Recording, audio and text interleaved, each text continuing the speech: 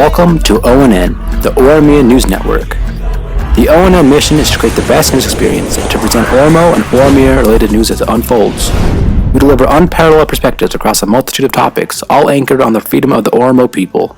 We present all subjects with respect and dignity, without discrimination against any perspectives or ideas. We deliver accurate information because we're devoted to gaining the trust of our audience. Thank you for listening to Oromia News Network. Make sure to tune in again next time.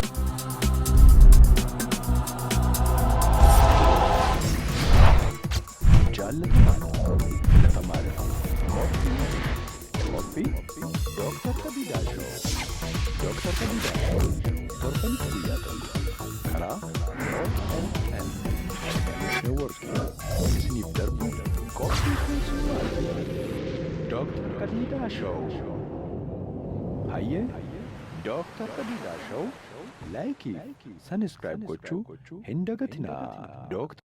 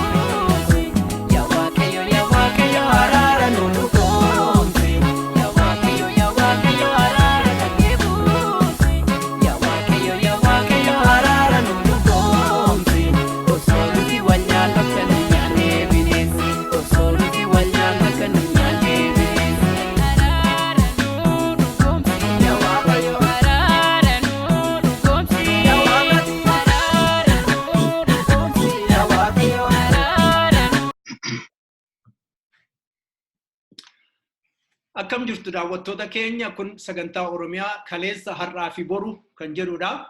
Egaa akkuma beekamu idda Oromoon hacuuccaa gabroonfattuu Habashaa jalatti kufee kaase qabsoon walabummaadhaaf godhamu otoo walirraa hin citin adeemaa as gahee jira. Qabsoon kunis injifannoowwan gurguddoo galmeessee ammallee galmeessaadhuma jira.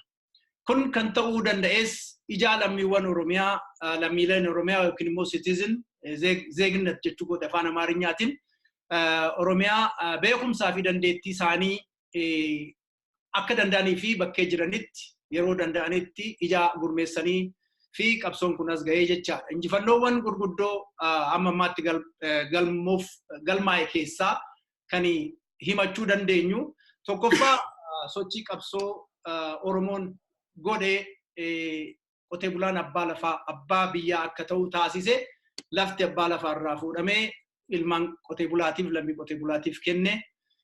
Akkasumas immoo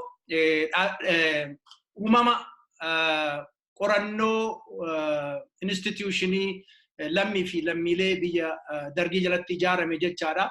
Maaliifini hundi isaa'uu afaansaa heerrisaa eenyummaansaa akka qotamu kan ta'e dargii jalatti booda wayyaaneen dhufteellee hojjaa jalaa oolchitu hojjaarraa oolchitullee malee. Akkasumas immoo barreeffama heeraa fi seera amma impaayerri Itoophiyaa qabdudha. Kan biraa dagaagina sabboonummaa Oromoo of baruu Oromoo jechuu kooti. Egaa itti aanee wanni guddaan nuti injifannoon kun nu galmeesseera jennu uumama waldaawwan Oromoo kan akka waldaa Maccaatuu Lamaa, Osaa, waaqeffannaa wanni amma immoo jaarmayaan ortodoksii Oromoon ortodoksii keessa jiran afaan Oromootiin dubbannee waaqa kadhachuu qabna kan jedhu sunis injifannoo guddaadha. Akkasumas egaa waaqeffannaan Oromoo Studies Association kun dhaabbachuun injifannoodha. Itti aanee guddaan garuu hunda caalu immoo waboon uumamuu isaati. Waboon uumamee lolee injifannoowwan kan inni galmeesse keessaa namni akka of baruu fi maaliif akka lolamu qabxiiwwan addi bilisummaa lafa kaa'ee addi opidiyoon jedhamullee fudhatee ittiin biyya bulchuudhaaf tattaafatee waggaa 27 yookiin 8 ga'e kanadha jechaadha. Egaa injifannoon itti aanu kanneen ennaa hunda cululuqaadha ani jedhu keessaa barreen gaddaa fi waggaa arfan kana keessatti gurmuuni Itoophiyaa tokkummaa Itoophiyaa jedhee uummata joonjessaa ture har'a ani Amaara jedhee Amaarummaa isaatiin ijaaramuu isaati.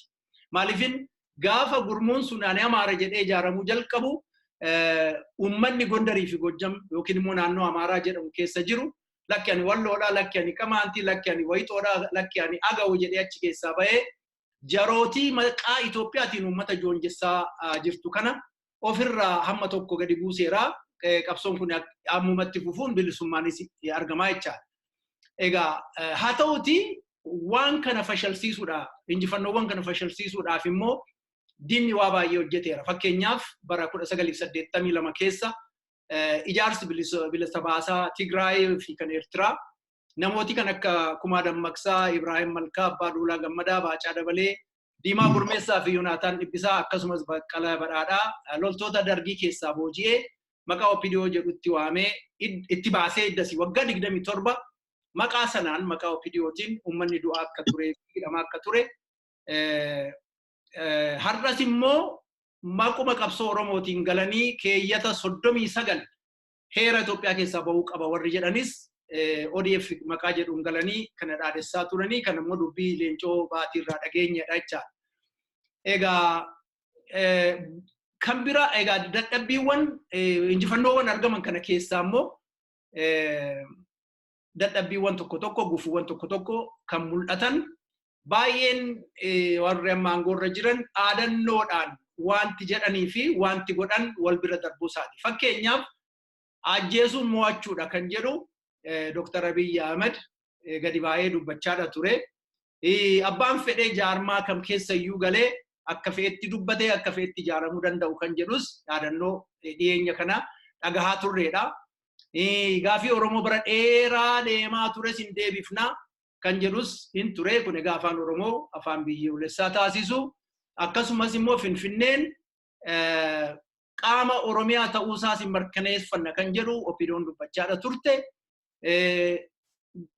Lammaa Magarsaa immoo gooftaan keenya uummata Oromooti kan jedhu sana dubbachaa akka ture yeroo baay'ee dhageenya. Egaa kana akka isaan jedhan kan godhe qeerroo Oromooti. Har'a kun hunduu hafee dhaadannoon kun hafee ijoolleen Oromoo baay'een mana hidhaatti guurramaa jiru. Sana bira darbees immoo nama 20tti har'a himatni dhiyaate Koloneel Gammachuu Ayyaanaa dabalatee qabsoo fufaa faa dabalatee nama 20 ijoollee waggaa 18 kaasee amma waggaa 24 keessa jiran umurii guutuu fi du'a itti gaafataniiru. Himatatti bananiiru jecha. Hara egaa dhaadannoowwan amma ta'aa bahe. Kana immoo dabalatee samoonuma kana namootiin qabamanii hidhaman biiroo adda bilisummaa Oromoo keessaas nama baay'ee qabame. Akkasumas namootiin kan akka Jamaal Gushee, Abbuu Lammaa, Roobeeraa Ayyaanaa, Taakkaleeny Mardaasaa, Abubakar Abdallaa, Abshiruu Kadir, Abdii Boggaalaas dhiyoodhuma kana qabamanii iddoo isaan bu'an hin beekamu. Egaa walumaa galatti sanqalleetti nama 6,000 hidhamee jira. Akkam warra kafaawwan baasetti sanqallee qofa toon ta'ini xollees bakki adda addaas namootiin 10,000 hidhamanii jiru jedha. Amma egaa keessummoota kooti wanneen gaafina ni qabu. Waggaa tokko kana keessatti adda bilisummaa Oromoos galee dhaadannoo kana dhagahee gammachuudhaan galeera. Jaarmaan biraas galaniiru. Garuu wanti dhaadannoon himamee fi wanti ta'aa jiru immoo adda akkuma nama isin dubbise. Egaa waggaa tokko kana keessatti isin maal jettu maal fa'ituyyuu aba'oo maal faa godhee maal fa'itti gammadee maal fa'itti hin gammanne maal gochuu danda'a amma haala amma jiru kana keessatti maal gochuu danda'a obbo Odaarraan jalqabaa gaafii koo sadura. Iddoo bareeda ganna kana keessatti akkuma atu jette waa hedduu dhageenyee waan nama gammachiisaati. Garuu kan hojiirra oolee jiru dishonesty-dhaan akkan harkaa jirutti qabatamaan wanni hojiirra oolee an harkaa hin jiru. Kana keessaa inni guddaan Oromoo dhimmoota Oromoon kaasan kanneen Oromoon itti dhumaa turte irrattis qabsaa turte hojiirra oolchinaa isa jiru kan. Inumaa kanaaf dabree Oromoon sadarkaa gartee ifi namoota dhaaba ta'ee namoota barbaaddu filattu isa jiru kanarratti shira guddaatu hojjetamaa jira. Shira kana keessaa inni guddaan keessaafuu qabsoo Oromoo irratti kanneen Amaaraan yookaan immoo kanneen warra Abin jedhamu kana faadhaan kan warra kanaan dura gimboossamin ture faadhaan Dr. Abiyyiif marsee isaanis nuutu gartee inumaa'uu sagantaa kanneefi hojjechisiisaa jira sadarkaa jedhu gahan kanatti harkaa jiru. Sagantaan isaan kannaniif kan ammoo waanuma tanaan dura isaan sagantaa isaanii keessa qaban tahee amma hojiirra biyyattii keessatti hojiirra oolaa waan jiruuf jecha kun hangam takka Oromoo akka federaala gartee sabdaneessaa keessa jirtu tokkotti dhimma isii eeggamaa jira kan jiru kanarratti gaafii guddaa uumaa jira. Wanni Oromoon gaafatee ittis qabsaa'e tokko tokkoon irrooded tahee inumaahu sadarkaa miilaan deemuu osoo hin ta'in mataan deemaa jiru tokkotti harkaa jirra jechuudha yeroo ammaan kana kanatti. So kana keessatti shiroota keessaafuu adda bilisummaa Oromoo moggeessuu yookaan yoo danda'an dhabamsiisuu yoo danda'uu baatan moggeessuu isa jiru kanarratti shiroota hedduu kan hojjetantu argamaa jira. Kana keessaa inni guddaan namoota qabu namoota silaa gartee maqaa adda bilisummaa Oromootiin ja'anii namoota qabu hanga ammaatti namoota 6,000 oltu mana hidhaa keessa jira. Manni hidhaadhaa xoollaa guutamee sadarkaa sanqalleetti dabarsuu kana hundaatu argama. Akka ja'ame sanitti immoo osoo hin tahiin amma Oromoo dhaabnummaan Oromoodhaaf hin dhaabbadheef hin jiru kun Oromoo irratti shira guddaa hojjetee namoota qotee bulaa ajjeesu hidhuu hiraarsuu irratti gahee jira. Kana jechuun waan silaa isaan ja'aman san waan silaa nuti irraa eegaa turre san hojjechuu osoo hin tahin faallaa sanii hojjetamuu argaa jirra. Amma inumaa'u Oromoon sadarkaa Oromoon itti gartee gooleessitu taatetti yookaan immoo hidhattee qabsoo addaa godhaa jirtu sanitti yookaan immoo biyyattii san diiguudhaaf deemtu tokkotti fudhatame inumaa'u Oromoon waan kana hunda ni balleessina kan jedhu dhaadatamaa argaa jirra. Hanga ammaatillee ittuma jiranii garuu hin dandeenye haa ta'u malee qabsoon isaan godhaa jiran kanneen silaa gartee biyyattii isaanii keessatti meeshaa kuufachuu qofa osoo hin ta'in Oromiyaa keessatti illee meeshaa kuufatanii Oromoo dhabamsiisuudhaaf yookaan immoo mirgoota Oromoo daangaa itti godhuudhaaf tattaafatan isaaniif tumsa tahanii Oromoo yeroo mirgoonni hanga xiqqaan argamtee gartee itti dhaadachaa jirrulleen jijjiiramaa jirtu yookaan immoo akka malee itti deemaa jiru argaa jirra. So kana hoggaa jennu gaabayitaa fuulduraaf illee irratti haasa'uu ni dandeenya tokko tokkoon garuu ammatti ankaniin argaa jiru dishonesty ummata irratti gartee mirga isaanii eegsisuudhaaf qabsaa'uu osoo hin ta'in mirgi isaanii akka takka tokko miilaan deemu osoo hin ta'in mataan deemu godhuu irratti argaa jira. Kanarratti amma yoo ilaaltanii Obbo waan gootu qofa osoo hin ta'in ilmaan Amaaraatillee fakkeenyaaf isaat ilaali miidiyaa isaaniitti waa takka ta'ee jennaan adda bilisummaa Oromoo. Wallootti waa ta'ee jennaan adda bilisummaa Oromootu keessa jira. Isaanummaan deemanii Banishaangulii fi Qimaanti kana hoggaa fixan adda bilisummaa Oromootu keessa jira. Ammallee dheengaddallee hoggaa dhageessan waa'ee afaan Oromoodhaa kanarratti ilaalchise adda bilisummaa Oromoo onag jedhu isaanii akkana godhee amma gartee kiristaanonni ortodoksonni ka'anii nuti afaan keenyaan mirga qabaannee hojjechuu qabnaa afaan keenyaan waa'ee waaqa keenyaa dhaadachuu qabnaa himachuu qabnaa kan jiru kanarratti immoo ammallee onagtu keessa jiraa kan jiru kana argaa jirra. Waa hundaa'u amma kan argaa jirru qabsoo bilisummaa Oromoo irratti yookaan immoo fedhii Oromoo irratti kan danqaa tahaa jiru wanni Obbo qofa osoo hin ta'in Amaaraa fi kanneen gartee fedhii uummatni Oromoodhaa akka mirga isaa hin arganne barbaadan ta'uu isaati argaa jirra. Kun waan hedduu nama gaddisiisaati.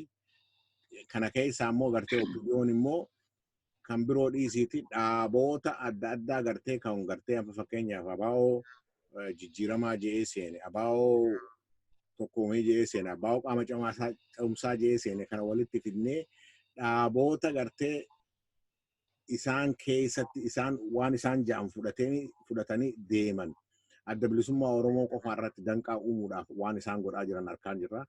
Kanammoo adda bilisummaa Oromoodhaa walgahiillee akkan godhanne dhiibbaarra irra kaayaa jiran kaan immoo geejjibatti godhanii waan isaan barbaachisaa hunda faasiliteet godhanii fi kanneen security isaanii keessa jiranii fi kanneen immoo adda bilisummaa Oromoo dura dhaabbatan yookaan immoo Obbo keessa jiran itti galchanii adda bilisummaa Oromoo kan jiru kana dhaabuu irratti argaa jirra. Waan magartee tanaan dura wayyaaneen illee hojjette gaafa adda bilisummaa Oromoodhaa dhiibamee hojjetan salaamaa onag jettee waan jalqabsan bifuma akkasiisanitti hojjechaa jiru. Kana hunda argaa jirra. Ayyee itti deebina. Baay'ee galatoome. Baay'ee waan baay'ee tuttuqte kana namni dhagahu akka sirriitti hubachuu danda'uu fi gaafii koo gara Obbo Gashuu Lammeessaatti dabarsa. Obboodhaa wanti ati kaaste keessaa afaan faranjiitiin dishonesty inni jedhu sun afaan Oromootiin nama gowwoomsuu jechuudha miti. Namatti maluu, namatti gamnoomuu, gamnummaadhaan waa fashalsiisuu tattaafachuu jechuudha akkanaa galutti. Dishonesty. Waan dhugaa irraa fagaate hojjechuu jechuus ni mata. Mala ammaltummaa jechuudha.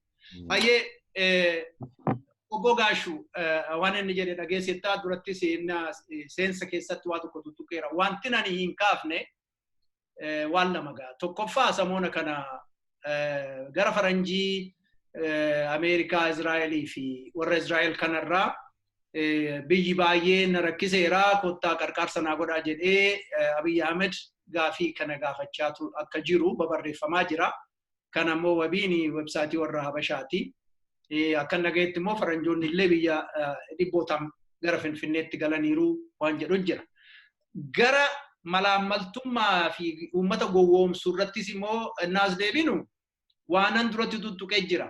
Gooftaan keenya Oromoodha jedhanii Oromoo hidhuu, sinachi Oromoon hin hidhamu jedhanii Oromoo hidhuu, yookiin immoo hojjaa siin qabsiifna jedhanii hojjaan jirre.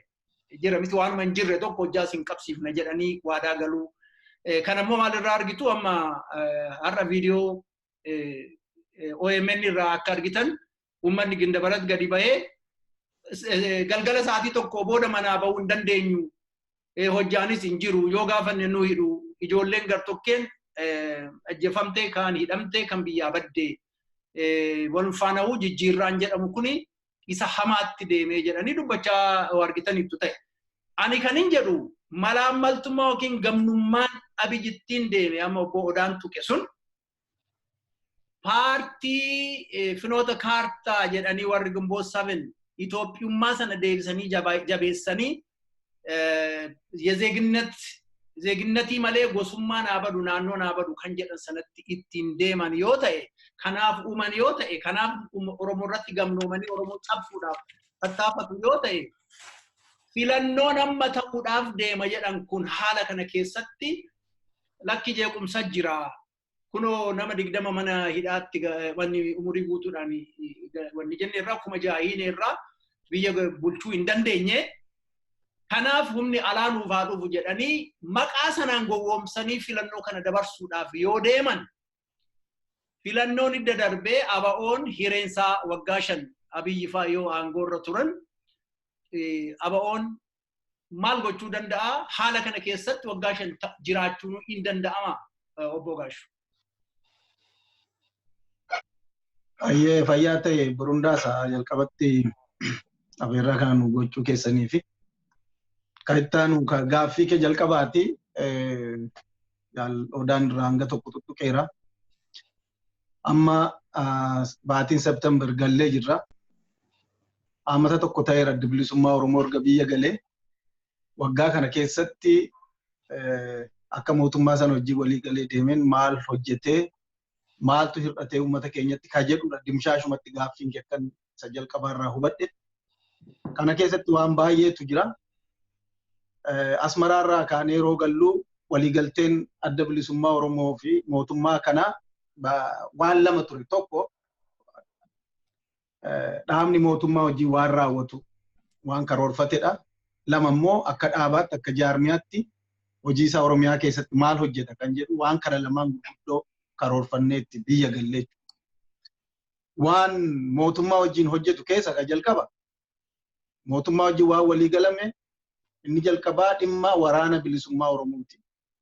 Humna waraanni bilisummaa Oromoo kibba Oromiyaarra, kibba baha Oromiyaa, dhiyaa Oromiyaa fi jiddu galeessa Oromiyaa keessatti akkasumas kaaba Oromiyaa keessa waraanni bilisummaa Oromoo mirga hiree murteeffannaa uummata Oromoof jedhee baroota dheeraa akka socho'aa turee fi humna guddaallee akka qabu beekamaadha. Waraanni kun akkam taa'aa jiru irrattidha. Addi bilisummaa Oromoo biyya galee qabsoo karaa nagaa godhee filmaataanis dorgomee gaaffii hiree murteeffannaa fi bilisummaa uummata Oromoo mirkaneessuuf socho'uuf waraanni ABO'nis qabu ta'e waraanni yookaan humni ittisa biyyaa naannoo Oromiyaadhaa poolisiin Oromiyaadhaa warri kun bakka tokkotti dhufanii intarestii Oromoodhaaf sarbii akka godhanii amantummaa paartii irraa gara kan instituushinii mataa isaanii tokkotti poolisiitti akka ijaaraman kan jedhu walii galle. Kan paartii kamiifuu tuulloogi dhaaba kamiifuu tuulloogiin humna ittisa Oromiyaa ta'anii akka isaan ijaaramanii irratti walii gallee kadeemne irratti hojii hojjechuu ka jedhu ture. Kan addi bilisummaa Oromoo waajjiroonni isaa saamamanii karaan dura ni jira bara 92 qabeenyi isaa gurguddaa saamamee jira waajjirri isaa Oromiyaa keessa jiru hundinuu akka deebi'uu fi qabeenyi isaa akka deebi'u waan bara 92 irraa fuudhame sun hundinuu akka irraa jalaanii bakka ga'u miseensonni isaa hogganni isaa immoo firii Oromiyaa keessatti socho'anii akka isaan uummata ijaaraniif ture kan walii gallee jechuudha. Kanarratti kan mootummaa hojii walii gallee deemu.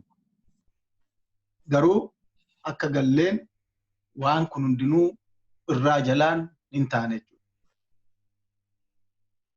Finfinnee gallee Finfinnee akka galleen irraa jalaan akka ta'u ni jalqabaa karoora ABO sasana kan ABO'n keessa isaatti saganteeffate hojiirra oolchuu kana mootummaanuu hin dhorku ka biyyi jaallatu ka ummati jaallatu jennee isa kan mootummaa sutuma hojjennu mootummaa hojii walii gal ka dhaabaa immoo hojjetaa deemna kan jedhu.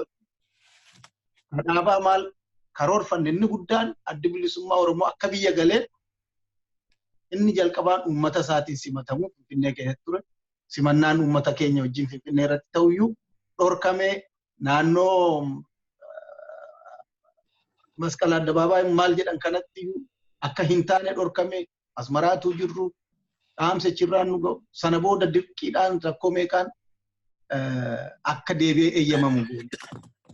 Lammata akka achi galleen hidhamtooti Oromoo bara dheeraadhaaf torchi ta'aa turan qabsoo bilisummaa Oromoodhaaf wareega guddaa kaffalaa turan namni hangi sun mana hidhaatii ba'e beenyaa tokko malee waan ittiin jiraatuun qabu akkatti jiraatuun qabu godina Oromiyaa hunda keessatti deebi'ee gariin faca'ee gariin kadhataa ta'e gariin rakkatee hospitaalatti galee jira dhukkubsate. Hidhamtoota Oromoo kanaaf jaarmiyaa hundaa'e tokko dhaabna inni hidhamtoota Oromoo torchi sarvaayivaal warra jedhaman Finfinneetti galma tokkotti walitti qabna jennee erga simannaan sun ta'ee yaamne. Day one galma kana yeroo yaamnu galmi kuni galmi barkumee kun hidhamtoota Oromoo akka nuti walitti hin qabne akka hin dubbisne jaarmiyaa tokko ijaarree fi akka isaan of dandahanii gara fuulduraatti akka NGO tokkotti illee of gargaaraniif kan hundeessina jenne dhorkamne jechuudha. Day one hidhamaa Oromoo wajjin akka waliin arginu. Next artistoota Oromoo walitti qabne artistoonni Oromoo qabsoo Oromoo keessatti gahee guddaa kaffalaniiru. Waraanaa gaditti hin kaffalle. Ijaaramuu qabu. Akka ilmaan Oromiyaatti ijaaramanii akka jaarmiyaa qabsaa'otaaf artistoota tokkotti ijaaramanii waan isaaniif maluun guddachuu qabu. Kana booda kan jedhuun isaaniinis galma barkumeetti guyyoota ta'an torbaan keessatti bal'amne. Waliin mari'anna mariisisna. Kunis guutummaatti dhorkame mootummaa sana. Haaba ilaale reef galla torbaan takka hin geenye. Lama. San booda imaammata Oromiyaa irratti dhimmi biyya keenyaa egereen Oromiyaa iyyuu akkaataatti deemaa jirtu sodaachisaadha. Hiyyummaa, beela, gadadoo, kadhaa jireenya hin tolle Oromiyaa keessa jira. Kanaaf hayyoonni Oromoo kan isin Obbo Rundaassa keessa jirtan imaammata Oromoo tokko bara itti aanutti akkamiin deema ka jedhu hayyoota Oromiyaa wajjin wal duukaa haasofsiisnee barma balkume illee qabanne sunis dhorkame ECA keessatti guune. Imaammati kun irraa jalaan mootummaallee ni gargaara. Naannoo Oromiyaallee ni gargaara warra bulchan. Yoo hayyoonni kun biyya keessaaf alaan mari'atanii Oromiyaaf kanatu mala jedhanii lafa kaan kan jaarmiyaa OPDO'n jedhu, kan jaarmiyaa Oromoo biraan jedhu, kan ABO'n jedhu Oromiyaadhuma gargaara. Biyya gargaara. Akkaataatti qabeenyi keenya deemu, akkaataatti natural resource keenya deemu, export import irratti, nagada irratti, qonnaa irratti, waan hundi waan Oromoon hojjetu ni gargaara jettanii sun waa wixintan. Kanallee itti aanee akka bakka hin geenyee fi godinatti akka irratti mari'atamne dhorkame. Haa ta'u garuu akka tokkotti waan sana boodaan simannaa uummata Oromoo wajjin kan waggaa dheeraaf ABO dheebote wajjin godinoota Oromiyaa aanaalee Oromiyaa hunda keessatti ni goona kan jedhu simannaan bakkoota baay'eetti milkaa'ee uummati gammachuun ABO simatte hayyoota keenya hogganoota keenya miseensota dhaabaa ka biyya alaarraa galan ka biyya ollaarraa galan hundinuu Oromiyaa keessa deemanii uummata Oromoo wajjin akka isaan wal argan gochuu irratti bakka baay'eetti simannaan kun milkaa'e. Simannaa bakka baay'eetti garuu simannaa garatti danqaa gurguddaa karaa mootummaa sanaan nurratti ta'eera. Simannaa kana booda akka arginutti warri godina irra jiran, warri aanaalee irra jiran, bulchitooti naannoodhaa uummata akka Oromoodhaaf adda bilisummaa Oromoof ilaalcha inni qabu yeroo arganii baaraganiiru. Baaraga guddaan irra gahe. Waan irraa baaraganiifis hin barre. Guddinni ABO'dhaa guddina paartii ODP yookaan OPDO'dha ture. Guddinni ABO'dhaa guddina paartii kaaniif ture. Interestiin ABO kan uummata Oromoo waan ta'eef hunduma yoo kan wal ga'u. Uummanni yeroo akkanatti simatee diina isaa ka waggaa dheeraaf isa doorsisu illee ofirraa sodaachisu. Abdii tokko yeroo ofitti horu uummata simannaa kana qopheesse hidhu, miseensota ABO hidhu, dabballoota ABO hidhu, hogganoota ABO hidhu, ka durii caalaatti ka bara Mallasfaa fi Alamaaran jenne sana caalaatti itti fufe. Kun kan itti fufe atakaaroon sanaaf kana jidduutti uumame.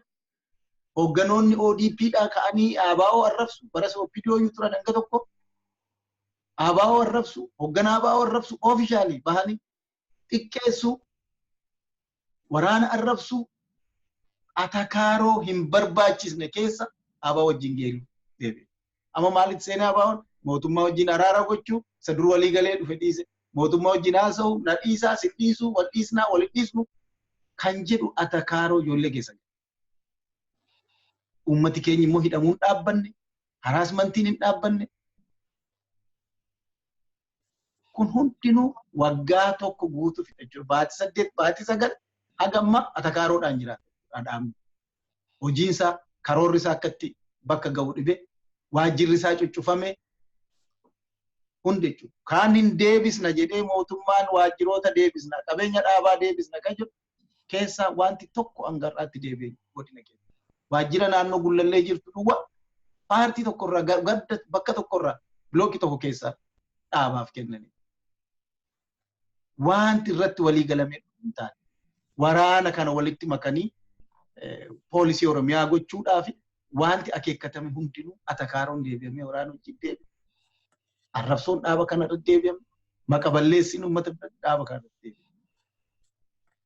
Faashinii min jirre faashinii Mallasfaa baroota 1997 95 96 keessa mana mareerra ta'anii ABO'dhaan hin jiru sangaa dhalee jechuudha ABO'n jiraate ABO'n akkanadha golistuudha dhanii dabballoota ittiin ijaaran haaraatti deebi'e. Silaa kan nuti yaadnetti ABO'n biyya galuun ODP yookaan OPDO'dha faaya isaanii hin bareecha. Dhaabota Oromoo kaanii faaya isaanii isaan bareecha. Waliin bareenna kan jedhu biyya galle. Waan karoorfatame hundinuu akka hin taanetti deebi'anii karaarraa jallisan. Kana eenyu godha? Qaama mootummaa isa kamtu godha? Hoggana isa kamtu godha? Hin beekamu. Biyyichi sirna hin qabu. Gamana hogganoota mootummaa olaanoo wajjin dhaabni wal ta'a. Gadi immoo diiggaa biraatu ta'a. Aanaalee diiggaa biraatu ta'a. Gamanaa nuti naman hin eenyu hidha jedhama gamasii namni hidhamaa oola. Jireenyi uummata keenyaa hin fooyya'u. Kun hundinuu kana keessa seenne. Kun immoo qabsoo sabichaa waan dhaabullee miti qabsoo sabichaa daranuu kan itti cimsu.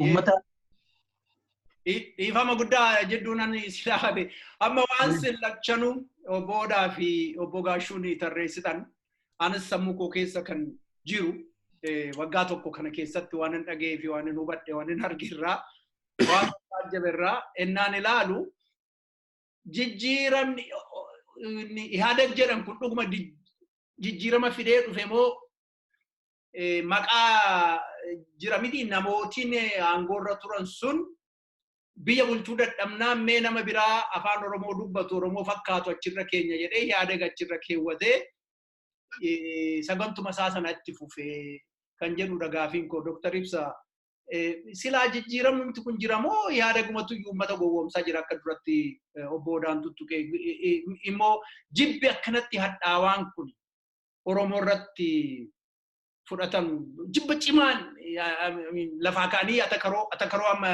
Gaashuun tuttuqu kan nutu argine kan lolan barbaachifne ofumaa kaanii nama hidhuu nama ajjeesuu nama booressuu motorsaayikilii namaa gubuu amma Gujiitti mana gubuu kana dhuguma Oromoodhuma jarri kun Oromoodhuma ta'anii kan hunda Oromoo irratti raawwatu waan barbaachisaa ta'e moo ofuma isaaniitiif Oromoo haaloo ba'aa jiru moo maaliin Dr. Ibsaa sirraa maal argita? Dhiifatama gaa sagaleen koo taalloon na qabeera way qofannaa. Baay'ee na dhageessu. Ani jijjiiramni amma jiru kana exactly 1991 kan ta'e sun wajjin baay'ee isaatu wal fakkaata. Kan adda godhu iddoo Mallas Zeenaawii Dr. Abiyyi Duwwaa jira. Magaalaa adda addaa, bulchiinsa adda addaa, ministeera adda addaa keessa maqaa Oromootiin taa'anii jiru. Kanarraa kan hafe otoo wal maddii qabdee ilaaltee baay'een isaa wal fakkaata. 1991 hundi keessan hin beektu hoggaa galamu paartileen hundi dhufanii shigigir mangistita jedhu sun keessatti partisipeetii godhanii ture. Amma filannoon dhufutti. Ammasitti rakkoo calqabaa kan godhamaa ture maali? Abaa'oo irratti duuluu ture buusis. Abaa'oo waraana Abaa'oo dura olii gadi ari'anii waraanaan gochuu isa booddee walii galteen godhamee akkuma kanaan dura godhamaa ture waraana Abaa'oo kaampiitti galchuu ture buusis. Ammas inni yaalamee ture. Amma danda'ame successfully ta'aniiru. Garuu differensiin jiru uummanni Oromoos waboonis barumsa waggaa 27 dura fudhateerraa akka jirutti hin gallu deebiin uummata keenyaa hin deebine maafi deebinee kaampiitti hin gallu jedhanii bosonatti hafuudha. Isa caalammoo waan guddaan adda kan godhu 1991 irraa uummata Oromooti. Uummanni Oromoo hamman beeka 1991 ofiyyuun beeknu ture anumarraa qabee namni of beeku baay'een ture. Amma uummanni Oromoo qabsaa'ee obbaree eenyummaa isaa waggaa 27 waggaa 28 kana sochii adda addaatiin adda bilisummaa godhe uummata Oromoo ani Oromoodha akka jedhu of goosiseera. Kan addaan baasu kanarraa kan hafe yoo ta'e jijjiiramuumti dhufe iyyuu hin jiru jechaadha. Isa durii caala akkuma 1992 sun waggaa Abaa'oon biyyaa ba'u sun ammas akkas gochuudhaaf dhiibbaa adda addaa godhaa jiru. Akka gidduu kana dhageenyutti egaa warri Obbo Odaa fi Obbo Gashuun kana na sirreessuu danda'u. Abaa'oo iddoo lamatti hiraniiru. Abaa'oo lama maqaa Abaa'ootiin rejistarii jechuun godhamuu hin dandeessu wanni irratti. Galmeessuu jechuudha. Galmeessamuu hin dandeessu. Abaa'oo lama ta'ee galmaa'uu hin danda'u. Tokkotu maqaa jijjiirrachuutu jira. Wayi tokko disqualify ta'utu jira jechaadha. Kun garamitti deema isa gaamee wajjuma laalla uummanni Oromoo kanas kan fudhatu irratti fakkaatu maaliif? This is not 1991, 92 fi 91 miti uummanni Oromoo iddoo jiru jechaadha. Qeerroo generatiinii keessa jirra. Qeerrooni ciisee laalaa jira malee hin duune amma hin banne eegaa jira. Akkuma kanaan dura jenne sun Oromootu achi jira. Mee yeroo kenninaa fi diinni ittiin kenninu yoo nuti walirratti kaane diinni nu kuffisee iddoo sun fudhata kan jedhurraa anumaa dabalateetiin kan gochaa jirru jechaadha. Kanarraa kan hafe akkuma jarri warri kaan jedhanitti waadaa kan galame keessa afaan Oromoo afaan federaalaa hin taane. Afaan Oromoo afaan Finfinneellee hin taane. Qeerroon hojjaa argachaa jiru. Lafti Oromoo an addaan baasu dura investeroota Tigiroota fudhachaa jira. Amma immoo warra daaspooraa of gurguree ani akkasii mootummaa kanan gargaaraa jiran jedhutu qotee bulaarraa fudhachaa jira. Namni naannoo Finfinnee duwwaa laalaa jira. Naannoo Amboo, naannoo Naqamtee, naannoo Harar, naannoo Baalee, naannoo Dirredawaa lafti qotee bulaa hiramaa jira, citaa jira warra daaspooraa gargaarsa mootummaa kana tole waan jettan hunda jedhu. Ani ammas taanaan mootummaan kun akka kufuun barbaadu. Garuu akka amma hojjetu kanatti itti fufnaanii biyyi suni garan taanetti deemaa jirti. Kanaafuu jijjiirri amma godhamaa jiru kun jijjiirama feekii, jijjiirama gubbaadhumaa gold paint jedhu miti maal jedhu afaan Oromootiin warqee irratti hoggaa birrii irratti warqee hoggaa dibdu guyyaa lama guyyaa sadii hoggaa dibdu dhugaa ishiitu ba'a. Hoggaa warqeen immoo ibidda keessallee hogoote dhugaan ishii sun iddoo deemtu jirtu jechaadha. Mootummaan ammaa kun gubbaadhuma warqee nuu dibeetiin bilicilichi nutti agarsiisaa jira malee jijjiirama uummanni Oromoo barbaadu godhamaan jiru jechaadha. Kanatti aanseen waan guddaa keessaa gidduu kana waa'ee amantii Ortodoksii ta'aa jiru kun jijjiirama guddaadha. Kun uummanni Oromoo hundi kun waa'ee amantii Ortodoksii duwwaa miti. Waa'ee Oromummaati, waa'ee eenyummaati akkuma irreechaa sun. Kanaafuu amantii hundi kana gargaaruutu irra jira. Jijjiiramni kun fiixaan baanaan jijjiirama guddaadhaan jira. Kanarraa kan hafe jijjiiramumti kana jenneetiin uummanni Oromoo ammas akkuma duratti jettan anis nan beekaa ginda baratettis jalduuttis nan beekaa Ambootti naannoo Amboo sun nan nagaa everyday information nagaa jira. Uummanni hidhamaa jira maqaa Abaa'ootiin. Kunaafuu turre jira. Kunaafuu baannaan biyyi suni gara badaatti deemaa jirti. Inni immoo hunda keenyaaf iyyuu waan gaarii ta'uu jedha kan jechuudha. Baay'ee galatooma. Sadan keessanuu amma yaadni keessa wal fakkaata. Takkaa'u Doktari Ibsaan kan jedhe haalli amma jiru bara 2008 kana bahuun gale. Bara 2018 fi barri 1991 wal fakkaata. Akkatti wal fakkaatu nuu ibse. Komantiin qaba kanarratti. Naa galeera. So gara keettan dhufayyuu. Garuu obbo Odaattiin dura dhaqeen gara keetti dhufa. Isin lachuu gaafuma kana naa deebisa. Tokkoffaa eega haalli bara 1991 wal fakkaate isammaa wajjin wal fakkaate aba'ooni akkuma kanaan duraatti deebi'ee galuun suni dogoggora jettu obbo Odaa. Gabaabsiisana nuu himiiti gaafuma sanani Obbo Gaashuudhaaf dogoggoreera aba'ooni deemee galee kiyyoodhuma sana keessatti deebi'ee qabamuunsa. Gaafii gaariidha. Reefuun tana beektaa waan kana hundaa'uu samaraayiz godhuudhaaf yookaan immoo walitti qabaan dubbachuudhaaf dishonesty jeetiin ture. Amma immoo jecha birootiin itti dabaluu barbaada. Sagaggaalummaa siyaasaa itti dabaluu barbaada. Wanni qabatamaan argaa jirru kar tokkoon waan kana goonaa jedhanii kara kaaniin immoo faallaa isaa hojjechuu argaa jirra. Kun qabatamaan. Fakkeenyaaf amma waraana bilisummaa Oromoo laalchisee adda bilisummaa Oromoo wajjin waliigalame akkaataatti waliigalametti waraanni kun galee qaama poolisiidhaa fi qaama gartee ittisa biyyaallee tahanii akka Oromoodhaaf sarvii godhanii kan ture kan jedhu ture.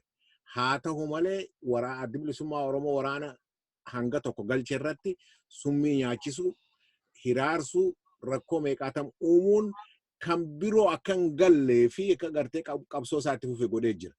Kuni deebi'ee maal fidaa isaan jarreen kun heeraan alatti hidhatanii lolaa jiru kan jiru irratti gartee amma san irratti xiyyeeffachaa jiru. Har'aan tana tokko maali itti gaafatamaa mana marii ta'uu opidiyoo ta'uu waan akkanaa kana kan jiru irratti ganna kana keessatti isaan qulqulleessuu qabnaa warra heeraan malee hidhatee kan jiru.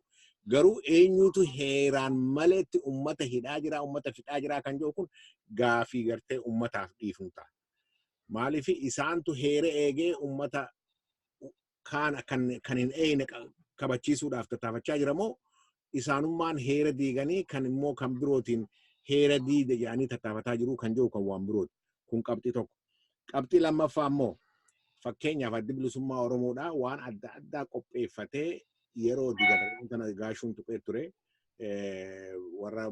warra fakkeenyaaf kanneen qaamaan irratan artistoota warra beeytoota walitti qabanii gartee waan silaaf heegaree Oromiyaa irratti akka mari'atanii waa qopheessan kan jiru kana irratti hoggaa wanni jedhamu isaan kana dhiisaniiti road map kan jettee gartee maalifunoota kaartaa wanni jettee warri isaa waan isaan itti dhaadataa jiran kana fudhatanii san hojiirra oolchuudhaan mirga federeeshinii sabdaneessa ummataa kana dura dhaabbachuu irratti jiraachuu isaaniitu. Kunis sagaggaalummaa siyaasaa agarsiisa. Kun tokko. Kaan immoo gartee amma fakkeenyaaf reefuun tanaatti tuqxee turte anillee waa jechuu barbaadeetiin ture Jaal Gammachuu ayyaana afaarratti heera dhiyeessanii gooleessituudha faamaarra yaani heera dhiyeessuudhaatu jira. Kan ammoo numaatu gooleessituu ta'ee ummata gooleessaa ture jedhee Dr. Abiy tanaan dura dubbatee ture. Kana bira dabree immoo kun hundinuu sadarkaa paarlamaa biyyoolessatti dhaabbatee wanni ijaamee kaafamee kan seenamedha. Ammoo sagaggaalummaan siyaasaa isaanii kan agarsiisu maali? Namni kuni namoota gartee isaan ifitti deebisanii akka isaaniif hojjetan yookaan immoo adda bilisummaa Oromoo yookaan dhaabota biroo bira sanin morman akka godhan gaafatanii san didanii heera akkanaa kanarratti wanni jechaa jiru. Kara kaaniin immoo maal ODF fudhadhu amma fakkeenyaaf isaanii wajji mallatteessee akkuma isaaniitti wanni opidiyoo jechuu dandeesse jechuudha. Dhaabota birootis wanni argaa jiru sanuma hojjechaa jiru. Wannummaan isaan foorsii walaa jiranis kan irratti xiyyeeffatanii gartee rakkoo irratti fiduudhaaf wanni jechaa jiran adda bilisummaa Oromoo qofa. Maaliif tahaa kan jiru galaalte waan siraa duraan irra waliigalame saniif kan isaanis jechaa turan kan nutis itti gammannee seenne sanii mataan deemsisuu qofa osoo hin ta'in sagaggaalummaa siyaasaa as keessatti hojjechuudhaan ummata irratti gartee mirga ummataa kana gartee danquudhaaf waan hojjechaa jiran akka jiranitti harkaa jira. Egaa inni guddaan addi bilisummaa Oromoodhaa gaafin ati gaafatte addi bilisummaa Oromoodhaa kana laalee haala ammaan tana jiru kana keessatti galuun isaa akkamiin laaltanii kan ta'u natti fakkaata. Inni dogoggoreeyyuun jedhe haala duriif ammaa wal bira qabnee ilaalle dogoggoree raawuu jechuukooti. Laala akkaataa yeroo sanitti itti ilaalametti dogoggora hin qabu. Ammaas taanaan nuti gama keenyaan karaa nagayaatiin wanni kun ni tahaa jennee itti qabsaawaa jirra. Karaa nagayaatiin yoo tahe well and fine. Yoo ta'uu baate immoo uummanninis harkaa jira jechuudha. Inni guddaan garuu nuti uummata keessa seennee uummata keessa jiraannee waan gartee nuti qabnu kana gartee uummataaf ibsachuu danda'u irratti hundaawaa. Kun ta'uu baatee jennaan immoo kunis qabsoodhaa qaamuma qabsoota itti fufna kan jedhu qabna. Dogoggoruun ni malaa garuu eega dogoggortee boodatti immoo takka seentee wannis eega seente immoo bu'aaleen ati uummata keessa seenuudhaaf yaadni kee akka calaqqifamu godhuun isa guddaadha. Kunis gartee wareegama barbaachisu kafaluudhaan akka itti gartee itti fufu godhuu irratti qobsoodha malee dogoggorre jennee gartee waan dhiifnu natti hin fakkaatu. Addi bilisummaa Oromoo takka murteeffatee galee jira. Eega murteeffatee galee immoo hanga maayyitti wareegama barbaachisu hunda kafalee achuma keessa jira akka isaan gartee gad dhiibanii wanni shira adda addaa irratti hojjetanii wanni jedhu osoo hin ta'in kanaas godhuu akka hin dandeenye nu mirkaneessina. Maaliif uummataan nu bira jira. Hayyee galatoom ila Obbo Gashuu waan kana mee gabaabsiituma haalota amma sinutti keessa deemaa turtan sadan keessan himtan mataatti yaadaa ABO'n otoo ijjisaa arguu kana keessa seenuun sirriidha. Wanti inni sirrii ta'eef kana yoo dogoggore immoo kanaaf dogoggore jettee nu ibsuu dandeessa. Hundi backgroundii qaba.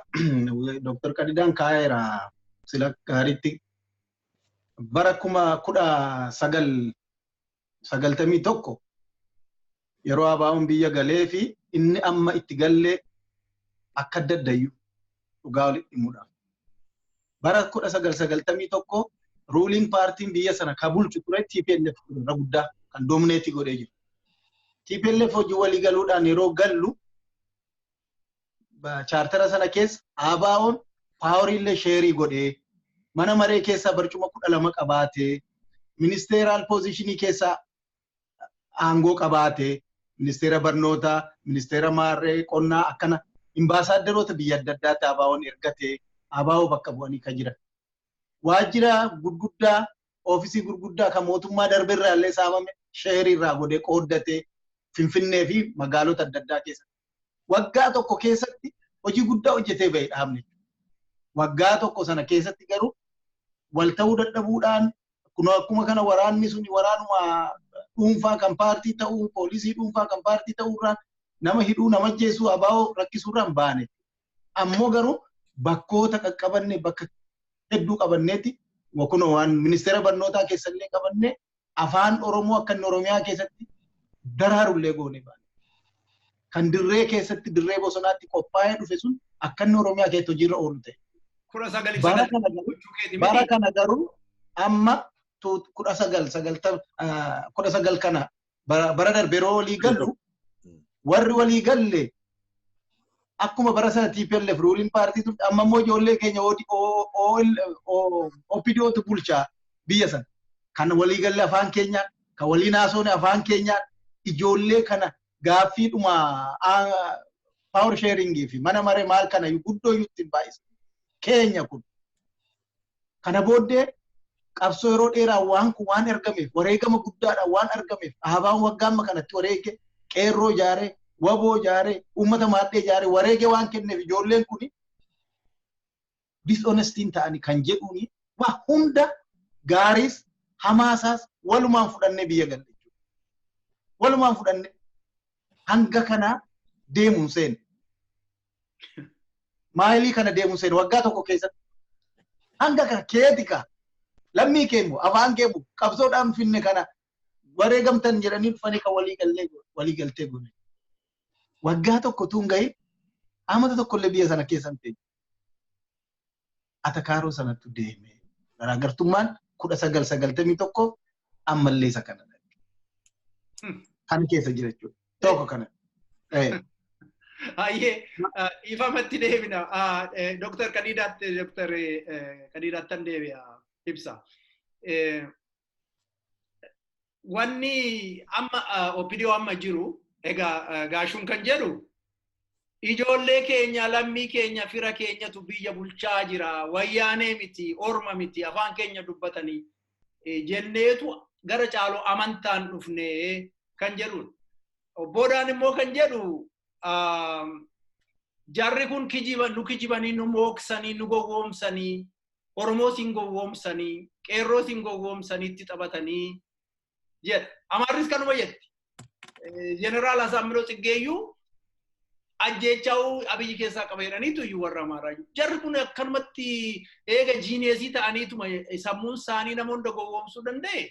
Maaliif waggaa 27 nama jala turanii otoo hin gowwoomsin tokko kan biraa yeroo baay'ee kan mataa na nyaatu gaafiin sammuu koo keessa dedeebi'ee Dr. Ibsaa sammuu koo na jeequ maal seete ODF Obbo Galaasaa fa'aa jaarmaa isaanii waan ta'e hin beeku qaachaa ture natti fakkaata qaacoomsaa OPDO Obbo Leencoo Lataa warra immoo amma waan ta'e akka Kamaal Galchuufaa namootuma jaarmaa hin qabne kanatu walitti dhufee OPDOtti makamee amma immoo jaarmaan maqaan keessanii ABO'dha jedhamanii akka galmaanii ABO isa silaa jiru sana busheessan gowwoomsaa lammaffaa isteejii lammaffaarra jiru jecha.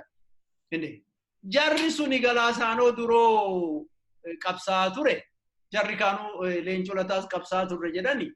Amma qabsoon kun isaan Abiyyi faa lammaafaa attamitti amananii wal fana'u harkatti kennatanii filannoon barbaachisu Abiyyi nuufaa taa'u akka Lasillaasee waggaa dheeraa shii amati hangisoot isa jedhan sana attamitti gara sanatti deemuu danda'ani. Maaliif attamitti wal fakkaate jarri kun immoo jibba wayitu iyyuu akka isaan jibba isaan ABO'dhaa qaban kaayyoon sunis soba ture kan Galaasaan ittiin lolaan ture jedhu sun ittuu namannee jechuudha moo har'a maal argateetu iyyuu dhaqee OPDO nama gowwoomsu kana harka galee Galaasaanis ta'u Leencoonis. Tole galatoomii mee calqabarraa ABO'n dogoggoramoo galuun isaan jedhu sun galuun isaa dogoggora miti. Akka galu warra puushii godhe keessaallee nuti uummanni Oromoo baay'een puushii goone irra gusee jechaadha. Nagaadhaa mootummaa Oromooti waan ta'e carraa jiru biyya keessa galtaniituma chaalenjii akka gootanan jedhu uummatuma Oromootu puushii godhe galuun isaanii sirriidha. Eega galanii booda garuu dogoggora hojjetanii hojjetuun isaanii maali? Rakkoo amma jiru rakkoo nuti amma jennu kana gadi bahanii uummataaf ibsaan jiran keessattuu warri aangoorra jiran warri biyya keessa jiran jechaadha. Rakkoo biyya keessa ta'aniituma hin darba kan jedhu suni siyaasa irra darbedha. Tuffatanii callisuun siyaasa irra darbedha amma yeroo ammaa kana. Gadi bahanii day to day rakkoo jiru uummata Oromootiif namni keenya hidhamaa jira. Namni akkanatti rakkachaa jira. Nuti chocho'aan jiru. Ofiisni keessa cufamaa jira jedhanii gadi bahanii uummataaf ibsuu dhiisuun rakkina guddaa rakkoo mataa isaanii kun sirraa'utu irra jiran jedha. Maybe gadi bahanii kun waan akka Obbo Gashuu fa'aan akka Odaa fa'aas ta'anii dubbachuu danda'u garuu amma sirriitti uummataaf ifaan jiru. Kana jechuun barbaada dogoggorri guddaan karaa isaaniis ni jiraan jedha. Uummata wajjin communicationin isaanii baay'ee daddabaadha yeroo ammaa kana. Maaliifi gadi bahee namni OPDOs haa ta'u warri ABN gadi bahanii onagnoo yeni arage kana isaantu wali jedhanii hoggaa dubbatanii torban lama eeganiiti ibsa press release gadhiisu. Jedhanii waraqaan yeroo ammaa kana generationiin jiru kana press release nammeeqatu dubbata. Nammeeqatu dubbisa. Rakkoon akkanaa kun sirraa'utu irra jira. Uummata wajjin communicationii baay'ee dadhabina qabu jechaadha. Kana sirreessutu irra jira.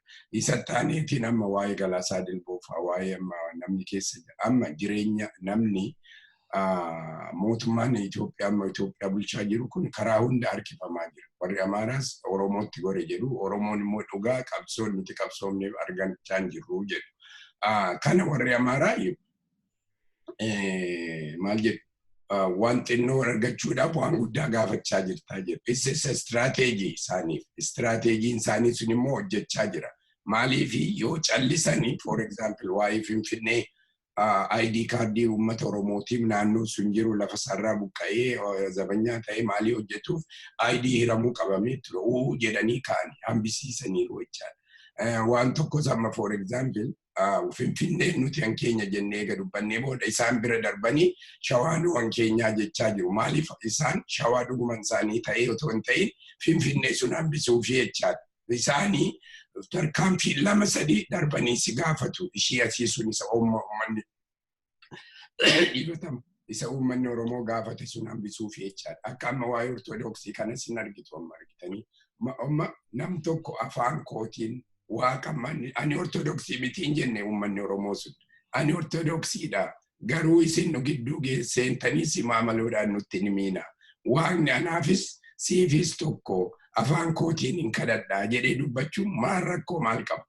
Kana argitee isaan istirateejii uumaniitiin uummata Oromoo waan qabu sun akkan argan. Mirgisaa afaan Oromoo afaan federaalaa akkan taane amma fidanii waa'ee barumsaa kana calqabaniiru jechaadha. Kutaa tokkoffaarraa calqabame Amaariffaan akka baramu. Nuti gaafachaa jirru afaan Oromoo afaan federaalaas afaan Finfinnees akka ta'u jechaadha. Kana hin ta'uu jechuu hin danda'ani. Maal godhuu isteepiyaan bira hojjaa hoomworkii sii kennu ati sarratti hojjechaa isaaniif deebisaa waggaa jirtu gaaffii nati waggaa 1 dura waggaa 2 dura waggaa 3 dura gaafatte sun dhiifamaa irraanfatamaa deemaa jechaadha. Eenyu meeqa unumti namni dubbatu jira amma waa'ee qormaata kutaa 12ffaa ijoolleen Oromiyaa keessatti akka jirtutti kuftee jirti. Maaliif eegasii hoomworkii tokko waa'ee imaammata barnootaa sun fidan. Lammata amma waa'ee Ortodoksii kun dhufe. Inni waa'een qormaataa sun darbee jechaadha hafee jechaadha ijoolleen yuunivarsiitii otoo hin galiin haftee jechaadha ijoolleen Oromoo. Kanaafuu isaan parpasiliidha malee hubamanii dhuguma mootummaan Abiyyi isaan hubee miti.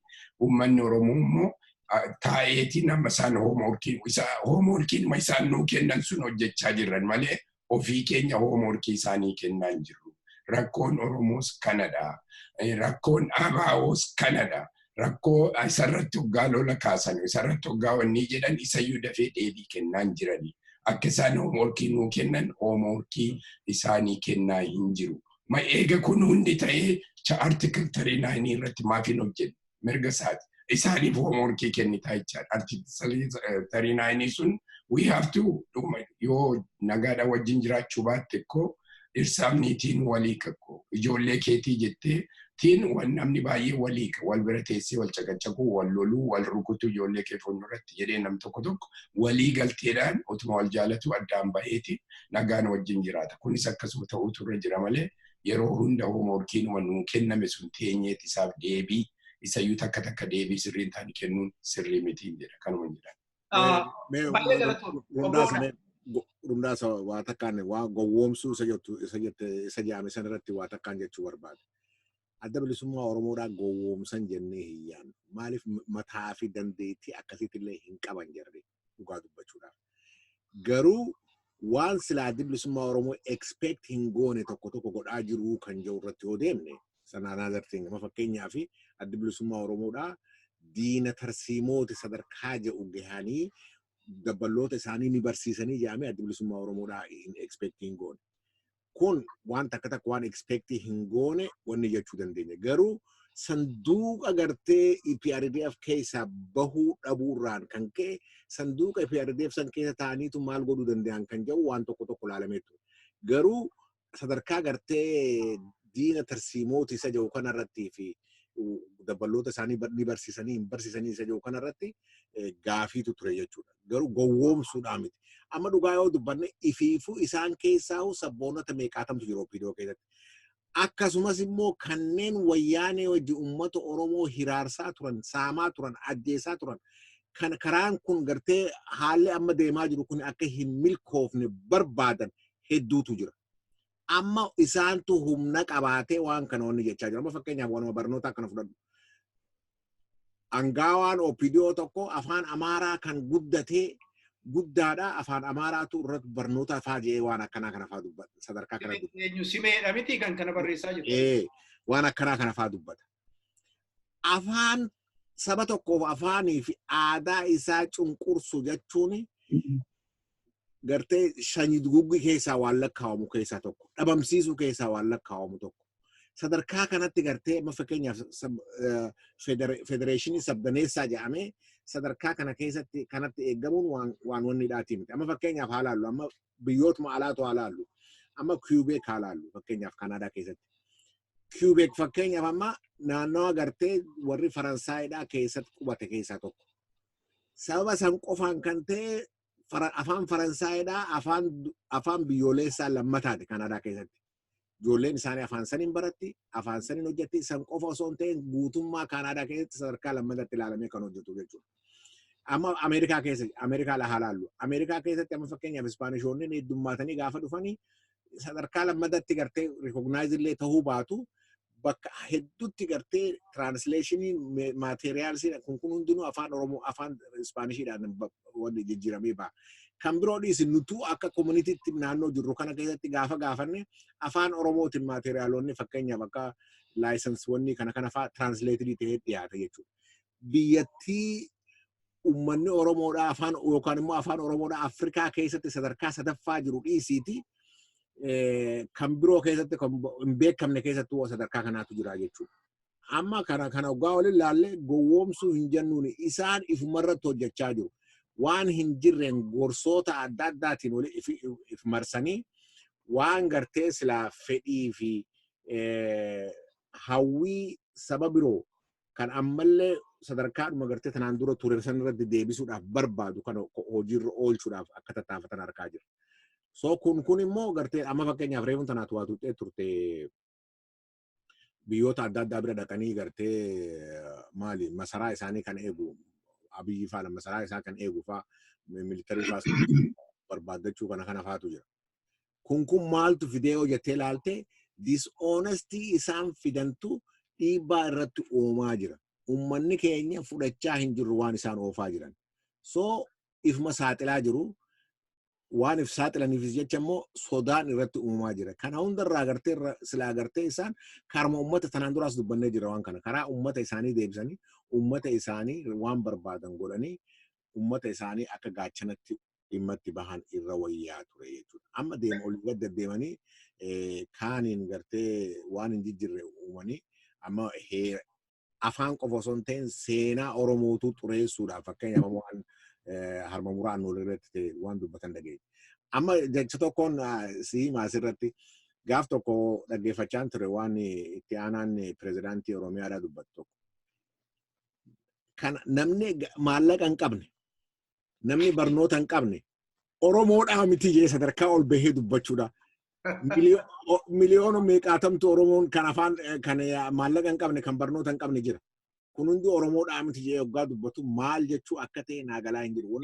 Waanuma dubbatan hundi beekaniin kun waan gara birooti. Dhiifama ila gurbaan akkas jedhu amma pirezidantii Oromiyaatu mottaana jedhame Oromiyaa bulchuudhaaf. Fayyaalessa fakkaata waan jedhu sirriitti jechuu hin danda'u. Inni irraa argita wanni sana. Waan inni jechuu barbaade hiyyeessi hundi dureessa ta'uu qabaa Oromoo keessatti Oromoon isatti nama gowwoomsan sanaadha. Wanta dura amma Obbo Gashuu dhaggeeffatoota keenya kan joonjessu nama baay'ee kan joonjessu idda Abiyyii fi Lammaan aangootti dhufanii nama baay'ee warra Oromummaa dhaadessu kan akka nu arrabsaa jiraatan kan godhe waggaa kana guutu joonji tokko jira. Joonjiin sun maalinni Abiyyi Oromoodhaa Jimmatti dhalatee afaan Oromoo dubbata Lammaan Oromoodhaa isaantu biyya bulchaa waan jedhanii. Biyya bulchuuni Haile Sillaaseenis Oromoodhaa, Qusee Dinagdee Oromoodhaa, namtichi immoo Goobana Daachii Oromoodhaa. Goobana Daachii fi Qusee Dinagdee Minilik faarsaa turan. Abiyyiif Lammaanis suusii keenya taateetti waan Minilik jedhu sun suusiidhaan nuufii jechaa jiru. Garaagarummaan Qusee Dinagdee fi Goobana Daachee yookiin immoo Abiyyii fi Lammaa jidduu jiru ananatti mul'atu yoo waan hin ta'in beeku garuu. Waan inni Obbo Gashuu si gaafachuu barbaadu duratti kaaseen ture. Mee Obbo Galaasaan faa qabsaa sabboonaa itti sagadaa turre akka waaqaatti dhugaa dubbachuudhaaf sabboonota jenne. Kamaal galchuu gaafa Haayiluu faa wajjiniin Eertiraa dhaqanis namni akka kootti lafa dhiitee sirbe hin jiru.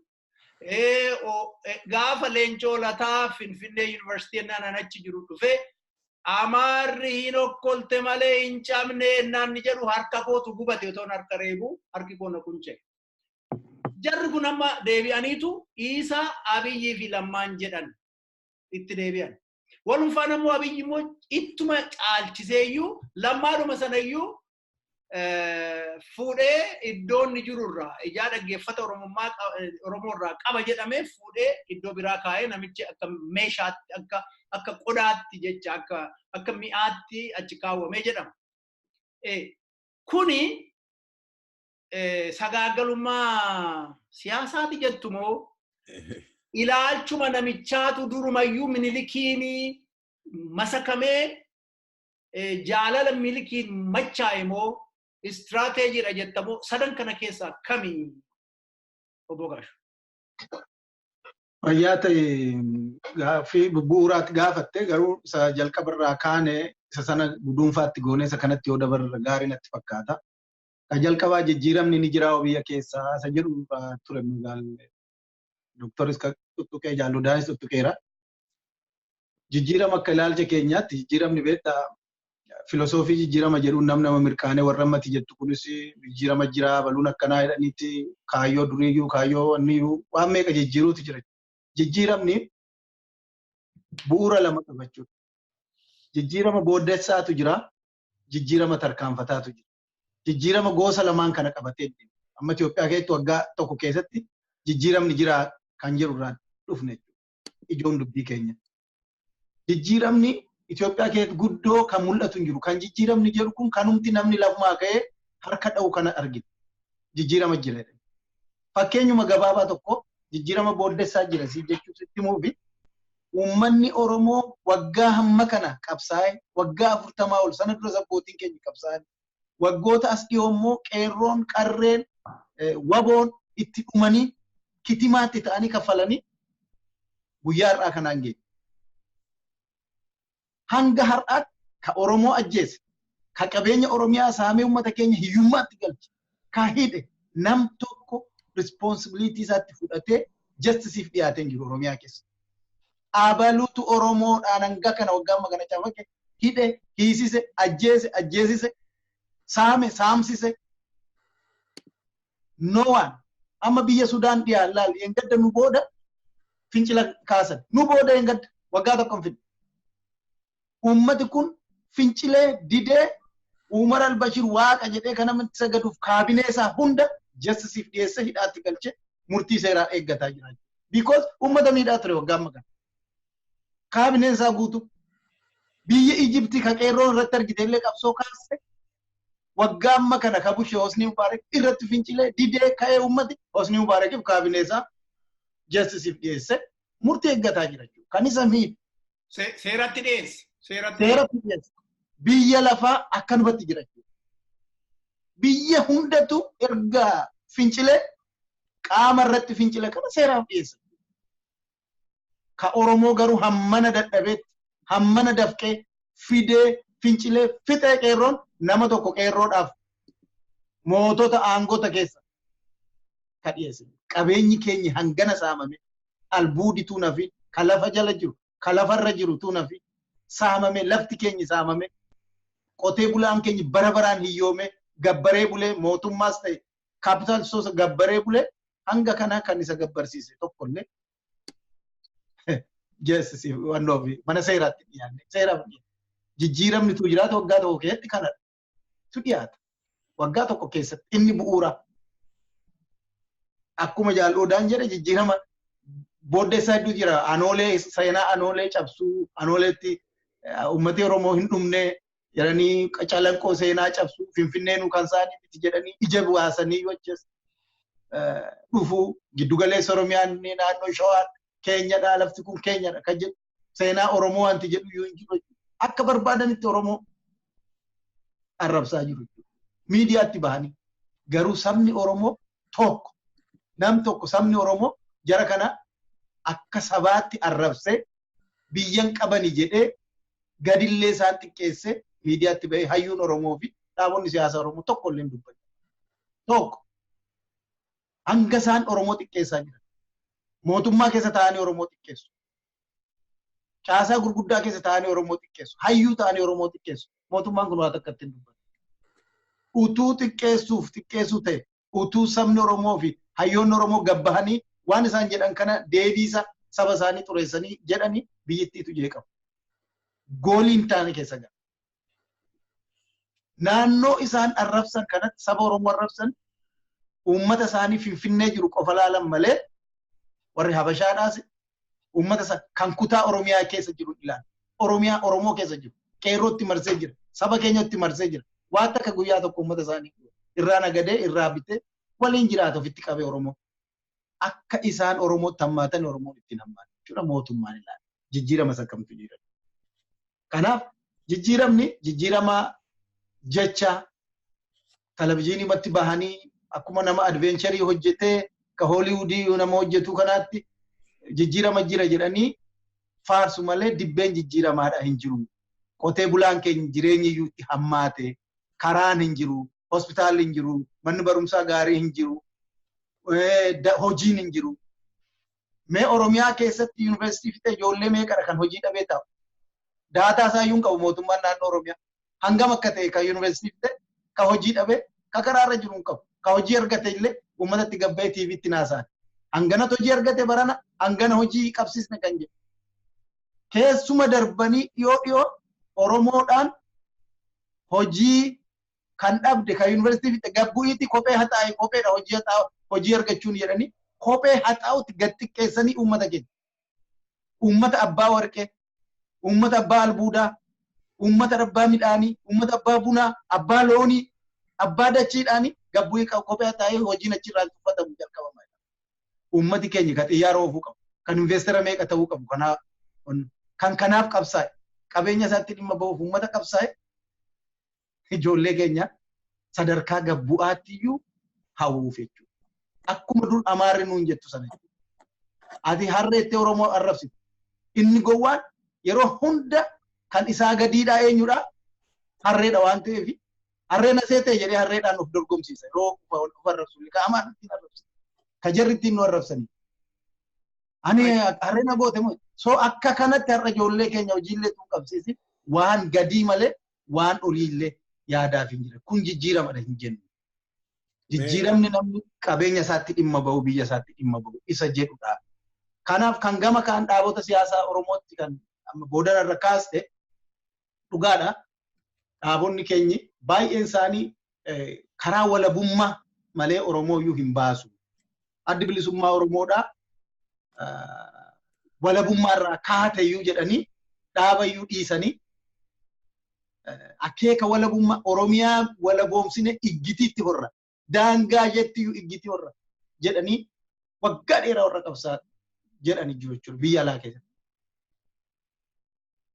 Ispoortiima tokkotti Itoophiyaa ta'anii ta'an biyya galanii. Waggaa amma kana biyya alaatti walabummaa irraa kaate abaa'uun jedhame. Kuni nu dhibu. Marfee maal akka waraanan hin beeku. Warri Dooktor Qadiidaa fa'i kan kana warri haala marfee beeku. Maaliin akka nama adoocha hin beeku. Ispoortii namni akkamitti galagala. Daqiiqaa baay'ee jaan qabnee fi daqiiqaa takkittiitti yaada kee xumuriiti jara kaaniif daqiiqaa tokko tokkoon kenneetanii itti fufna.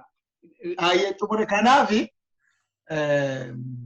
dubbiin kan nama abota siyaasa Oromollee kan atakaaroo keessa galchu dubbii akeekaati. Dubbii kaayyooti malee ABO'n kaayyoo jennoo dhaabbataa qaba. Kan hin daddaaqamne kan uummata Oromoo akka kanatti hirkatee kan deemu. Kanaaf warri kaayyoo irraati kaachuudha malee waan biraa miti. Kaayyoo irraa gaafa kaayyootti deebi'an akeeka ABO'n fudhatee nagaadhaan waliin socho'u hiree qabna jechuudhaaf. Hayyee galatooma hundi keessan Dr. Qadiidaa duratti yaada wayii kaaftee turte maaliif iyyuu gurmuuwwan amma namootiin amma maqaa tuttuqe kun galanii giyoon keessa ciisanii egaa gartokkeen lafas hin fudhatu. Eega galanii immoo bu'aa kan argatanii kaayyoo durii ABO'n nama jiru kun kan obbo Daawudiin gaggeeffamu iyyuu akka amma Obbo Gaashuu jedhe karaarraa badeera shaneen kararraa baddeetti gaafii Oromoo wanni jettee Itoophiyaa jetteetu dhaadatti waggaa lamaan sada darbee shaneen Itoophiyanistiidha. Itoophiyaa jetti nuyi abbaan maal maqaan isaa dhiiroo Kaayyoo Ganamaa miti? Kaayyoo Ganamaa. Kaayyoo Ganamaa kan harka jirtu nuyi keessaa gurmuun Obbo Galaasaa fa'a.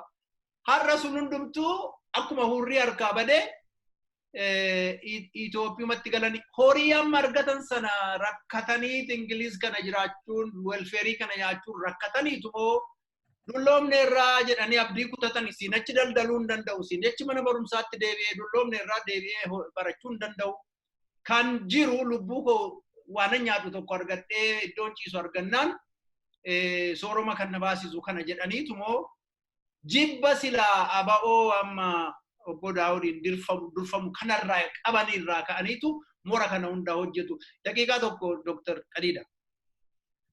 Tole galatoomii duraan durseen isaa amma dura waa'ee Obbo Shimallis jettan sun waa'ee Oromoon baratee Oromoon hin baranne Oromoon qabeenya hin qabne Oromoon miti kan jedhu jechisaa gaarii ture akkana ni fudhadheetti maaliifi garuu inni isaan jedhan sun isa dishonest duratti jettan sun keessaa of keessaa qabaa kan jedhudha malee Oromoon qabaachuu qabaa Oromoon barachuu irra jiraa kan jedhudha otoo hojjaarra ooleeraa ta'e gaarii ture garuu isa Oromoon akka qabeenya qabaatu Oromoon akka baratu maal gochaa jiru keessattuu amma yuunivarsiitii qabxii yuunivarsiitii sunillee deebisiisaa hin jiranii akkamitti barata Oromoon egaa inni barateeyyuu duubatti harkifamaa jiru qabeenya egaa naannoo qotee bulaarraa kennamee nama biraatti kennamaa jiru Oromoon akkamitti qabeenya horachuu danda'a.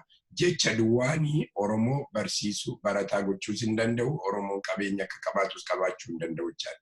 Waa'ee amma jara biyyatti galanii kana ani waanuma jedhu qabu maaliifi ani akka waan laman of keessaa geessiin godha. Ani akkas ta'a laata kan jedhu malee ani himuu hin danda'u akka jirutti maa tokkoffaayyuu amma isuma duratti dishonest jedhame suni gowwoomaniitiin waan itti himame sun dhugaatti fakkaatee dhuguma Oromoodhaaf qabsaanii godhanii kaan immoo even sadi ta'uu danda'a. Lammaffaan immoo qabeenya amma kana booddee waan qarshiin kennameetiif gowwoomsanii jireenyi itti tolee jireenya gaarii jiraatu kana booddee maaltu nu dhube waa'ee Oromoo adoonkeet jedhaniiru ta'a. Sadaffaan immoo maybe icciitii nuti hin beekne beekuu laati ka something itti himameera laati kan jedhudha. Sadan kana keessaa tokko ta'uu danda'a of jaalatanii. Maalif nutti himne icciitii sana ani isaatis Oromoodhaan nutti simanii jiran akkanumaan nutti wajjin. Ifiidha kun ifiidha maaliifi exactly qabsoo qabsaan suni nam tokko calliseetuma gaaf tokko turnoverii godhe 316 garagalu. There is something of completely kana booddee qabsaa'ee seessa ga'uu hin danda'u ofuma koon jiraadhaa kan jedhu irraa ta'uu danda'a.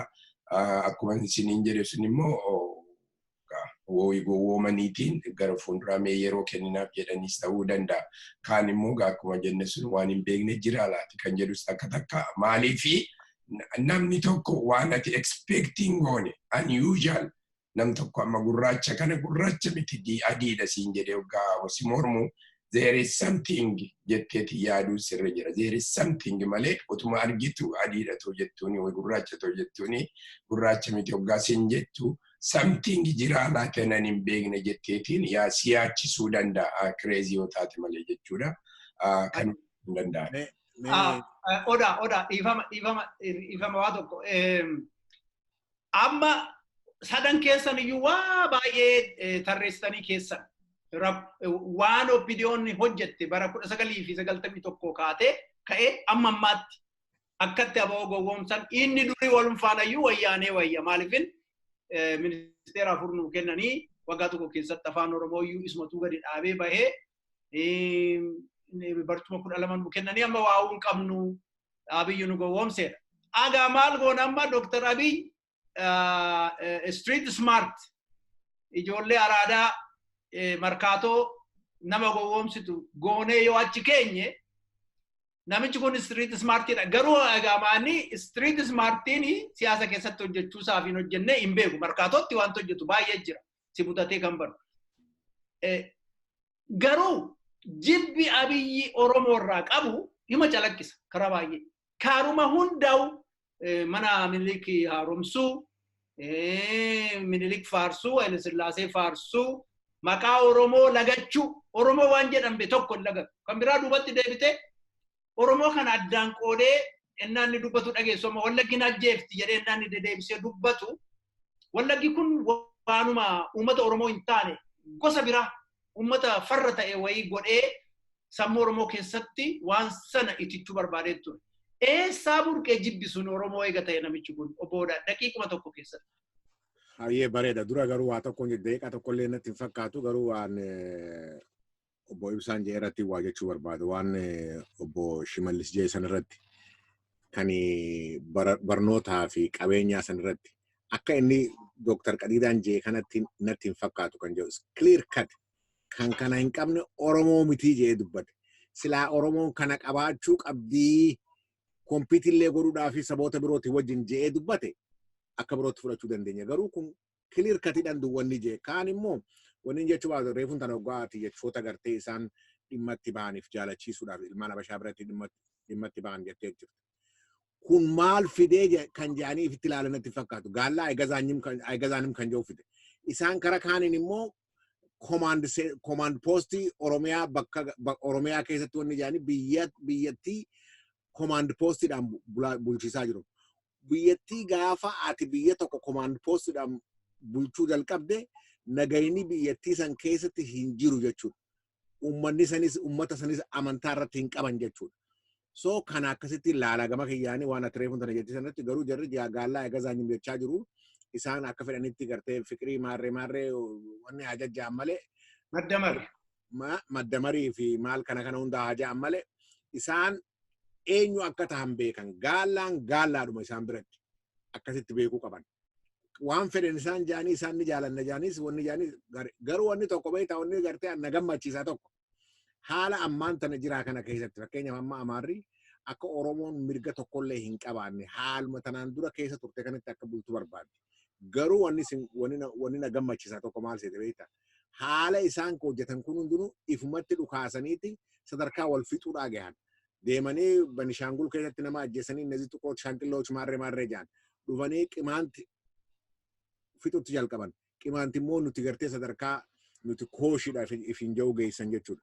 Silaafuu walloo gaafa dhaqanii dhawamanii kun hundinuu maal nu garsiisa? Isaan ifiifuu gartee wanni isaan hojjetan amma Finfinnee keessattis Oromoo afaan Oromoo irratti rakkoo qabaachuu isaanii Oromoon keenya maal jaaniin siboo baale maal jaaniin siboo boole maal maqaa tokko baasanii fi wanni jajjachaa turan. So kun hundi maal fidaa isaan irratti dhukaasu fidan. Amma namtichi gartee waa'ee funoota kaartaa maarree roadmap barnootaa jee baase kun nama gartee itti gaafatamaa barnoota kililii Amaaraa keessa ture jechuudha.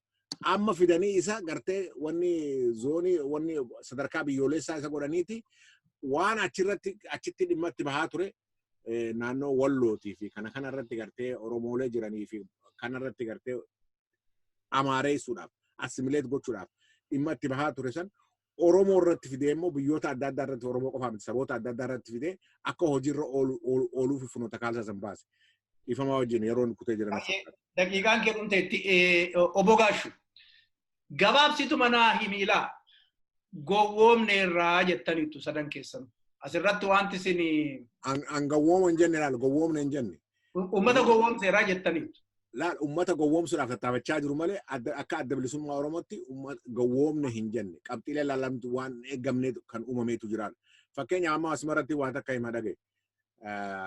Waa'ee dhaabota birootti kan ammaan tana godhamaa jiru nama gowwoomsuudhaaf kan godhamaa jiru keessattuu tokko reefuun tana tuttee turte. Fakkeenyaaf amma dhaabonni kuni gariin isaanii yakkamtoota. Amma fakkeenyaaf Galaasaa tuttee turte. Galaasaan adda bilisummaa Oromoo keessa resign godhee nama ba'e. Xalayaatu jira. Xalayaa inni barreesseetu jira. Kan gariin immoo yakkamtoota gartee yeroo meeqaatama adda bilisummaa Oromoodhaa diiguudhaaf tattaafatantu jira jechuudha. Amma alaabaa sanii fi gartee mallattoolee yoo fudhatte akka trademarkitti adda bilisummaa Oromoo jedhatti waan registerdi ta'e kun wanni kun akka heeratti yoo gartee itti san qabatanii deemuu hin danda'an isaan dhugaa dubbachuudhaaf.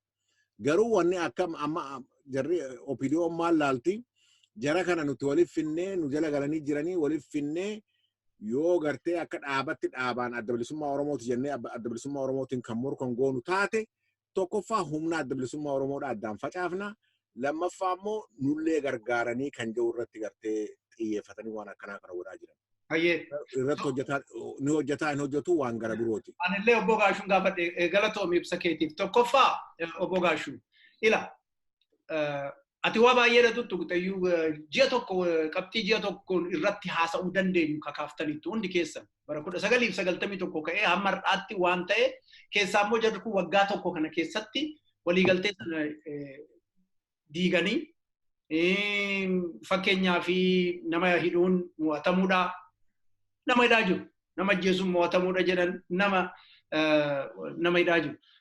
Gooftaan keenya irraa jalqabee uummata keenya jedhanii isaantu gooftaa ta'e amma uummatichi garbicha iddoo eesuma hudhaqi mana irratti gubuu ajjeesaa jiru dubartii reetti gochaa jiru ishee ulfooftellee mana hidhaatti galchuu ulfa jaarsa jaartii waggaa 90 amma boo dhaqqaboo waariyooti natti fakkaata waggaa 80 90 jaarsi yoo mana hidhaatti bahe yeroo lama hidhamee bahe amma kabiraa namootiin amma duratti maqaa isinii kaase murtee du'aa itti gaafatanii warri amma aangoorra jiran. Dr. Koloneel Gammachuu dabalatee jecha ijoollee waggaa 18 kaasanii amma waggaa 24 kan gahan. Ani utuma innaa tokko jarri kun diinummaadhuma hojjechaa jiru.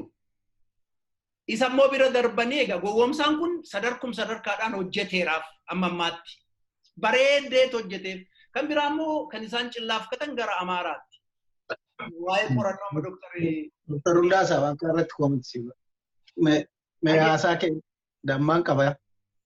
Ila waan jaalodhaa amma kaase amma gowwoomuu jecha jedhu irratti akka adda bilisummaa Oromootti jechi gowwoomuu fi ganamuun jedhu waan adda addaa. Gowwoomuuf ganamuun adda addaatti.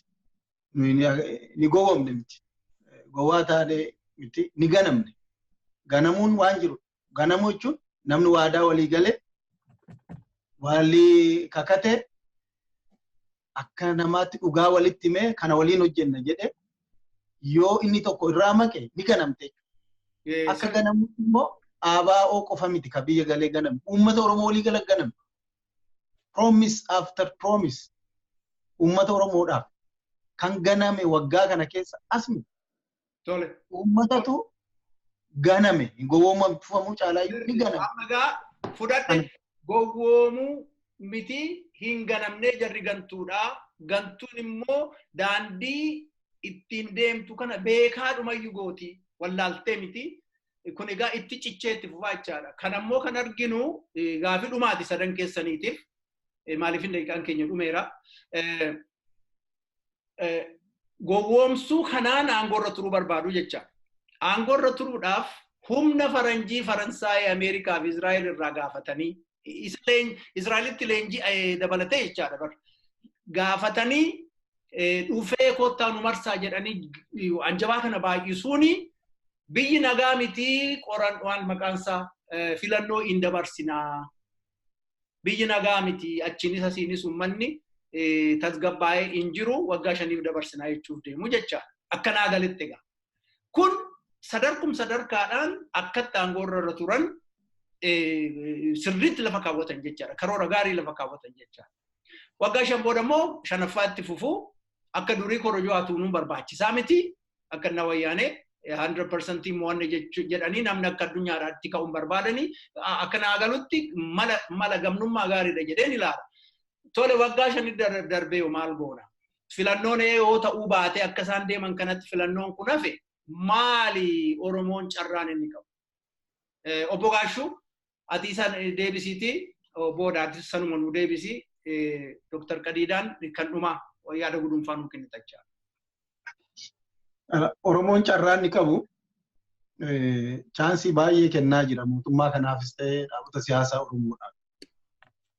Ummati keenyi irripe malee hin rafne qabsoon isaa bakka hin geenye wanti jiru waggaa 5 ga'uyyuu rabbitu beeka waggaa tokko asitti waan ta'u hin beeknu maaliif ummati rakkoo siyaasaa hamtuu keessa jira rakkoo dinagdee hamtuu keessa jira namni beela hafatee jiraachuu hin danda'u siyaasa obsuu dandeessa Politikaa Itoophiyaa keessatti kan deemu har'a televezyiinii akka dirree kubbaa godhatanii waan afaanii, waan lafaa, waan finfinnee, waan maaliidhaan uummata siyaasa biraa keessatti hadoochaa jiru uummata keenya.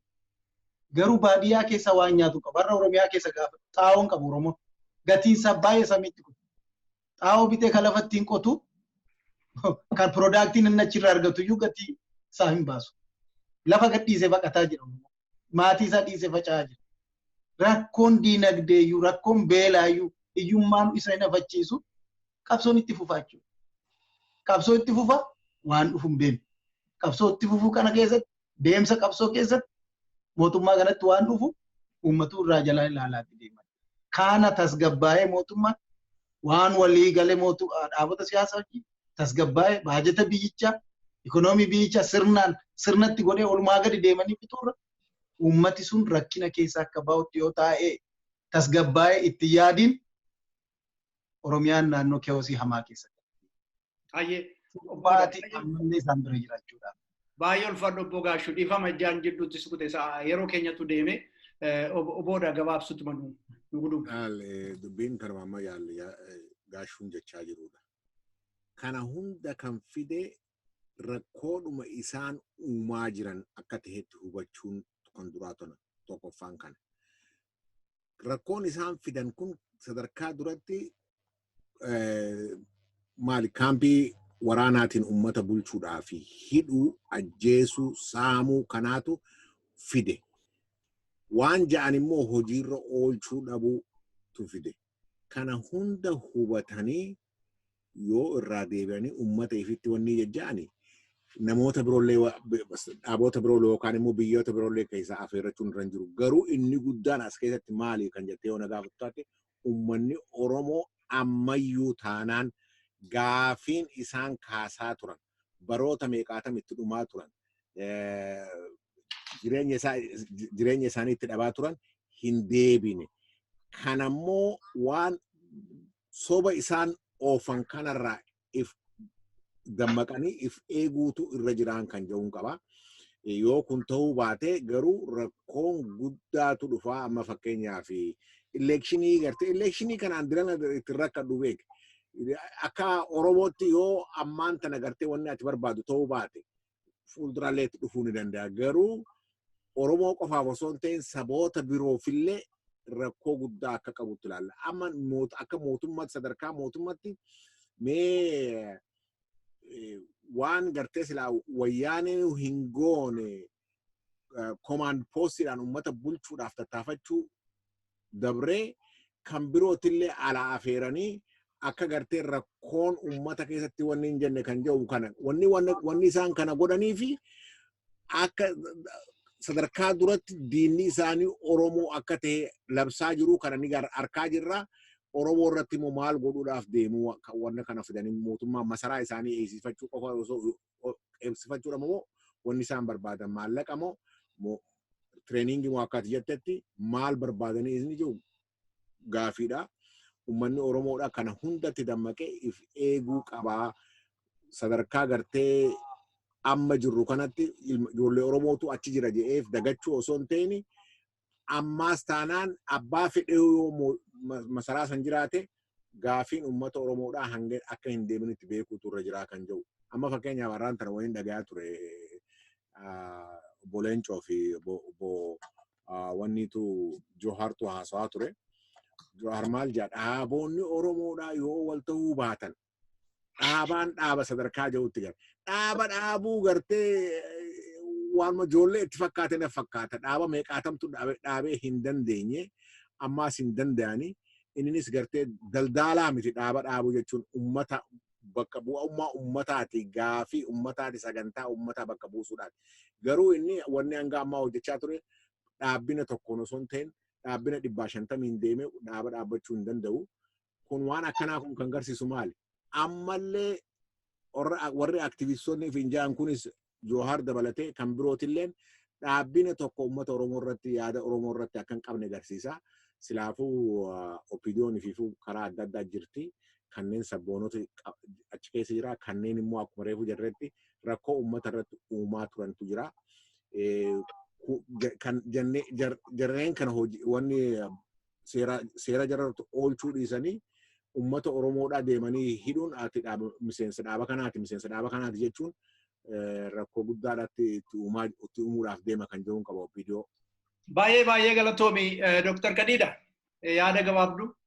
Tole ani gabaabdeen sitti tokkoffaa Oromoon waa'ee filannoo yoon filannoon ta'es ta'uu baates anaaf rakkoo baay'een fidu. Ani garuu waan rakkoon fidaa jiru uummanni Oromoo an qabsaa'ee an irratti du'e gaaf tokko 5,000 ta'u an irratti du'e sun ta'aa jira kanan gaafadhinaa deebi'aa jira jedhee gaafachuu turre jira. Afaan Oromoo afaan federaalaan ta'an afaan Oromoo Finfinnee keessatti hojjetamaa jiru. Finfinneen Oromiyaa jalan ta'an qeerroon hojjaa argachaa jiru. Misoomni Oromiyaa keessatti godhamaa jiru.